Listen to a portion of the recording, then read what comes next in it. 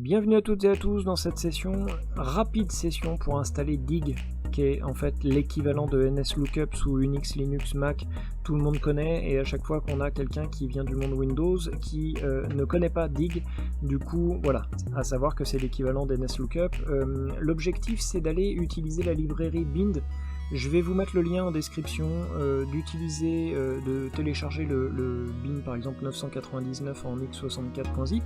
Vous téléchargez ça, vous le décompressez dans c:"program file x86 ou même pas en fait puisque c'est du 64. Si vous êtes, est-ce qu'il y a une version, voilà, en x86 ce sera dans program file x86 et en 64 ce sera dans programme sous Windows 10, et du coup ensuite vous allez devoir tout simplement éditer vos variables d'environnement. Alors comment ça se passe? Eh bien on vient ici éditer les variables d'environnement, et du coup dans les variables on va aller hop, chercher tout en bas le pass, où est-il?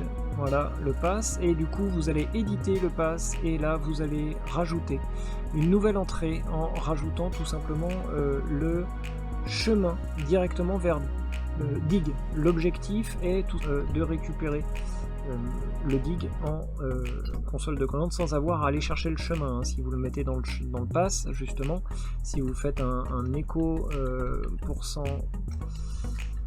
pass entrée, voilà, à la fin, vous voyez ici j'ai rajouté, alors je vais grossir un petit peu, voilà, j'ai rajouté, du coup vous voyez le Dig, donc moi je l'ai mis dans C program file x86 Dig, et étant donné qu'il est dans le pass et je vais n'importe où, si je tape Dig, et bien je vais avoir la commande. Donc du coup si je fais un Dig de google.fr, et bien voilà, j'ai la réponse, et du coup je peux extraire quelques informations un peu plus intéressantes puisque Dig utilise en fait l'environnement réseau système du système d'exploitation pour répondre, et non pas la librairie propriétaire d'NSLOOKUP qui elle est donc un petit peu limitée par rapport à Dig. Voilà, c'était juste tout, j'espère que ça vous a plu, je vous dis à bientôt.